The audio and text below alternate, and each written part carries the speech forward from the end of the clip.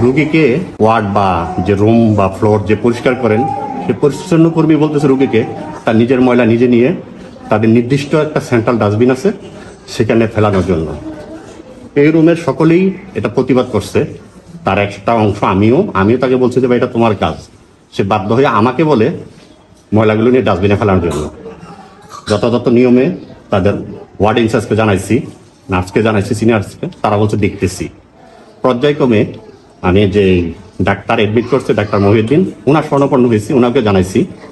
উনি বলছে ঠিক আছে, আমি বলে দিব পরিচ্ছন্ন কর্মী সেটা পরিষ্কার করে নেবে। তাতেও কোনো কর্ণপাত নয় নাই, এখনো ডাস্টবিনে সে ময়লাগুলো বিদ্যমান আছেন। বাধ্য হয়ে আমি ওনাদের প্রশাসনিক কার্যালয়ে যেয়ে দায়িত্বরত যে রোস্টার মেনটেন করে ডিউটির, তাকে জানানো হয়েছে। তিনিও আমাকে সান্ত্বনা দিচ্ছেন, কিন্তু আমার মনে হয় না আমরা অদ্যবতের কোনো সমাধান পাচ্ছি। তো সেক্ষেত্রে আমি নিজেই একজন সেকেন্ড ক্লাস কর্মকর্তা হয়েও আমাকে ময়লা পরিষ্কার করার জন্য হাসপাতালের একজন আউটসোর্সিং সদস্য বলতেছে কর্তৃপক্ষ এটার কোনো প্রতিকার করতে পারতেছে না। ময়লাটা গতকালকে বিকাল থেকে ওনারা সকালে একবার পরিষ্কার করতে আসে, জাস্ট ফ্লোর ঝাড়ু দিয়ে চলে যায়, অন্য কিছুই না, বাকি সবই আমাদের করা লাগে। তো এটার প্রতিকার কি?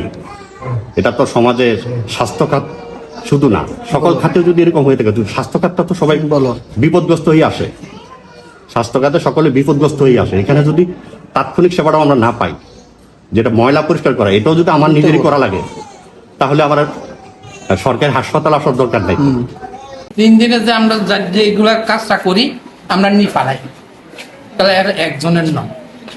ঠিক আছে, সকালবেলা যদি আসে না ঝাড়ু দিতে, দিন একবার আর দেয় না, গরম মুছে না, একদিন মুছলে 2 দিন মুছে না।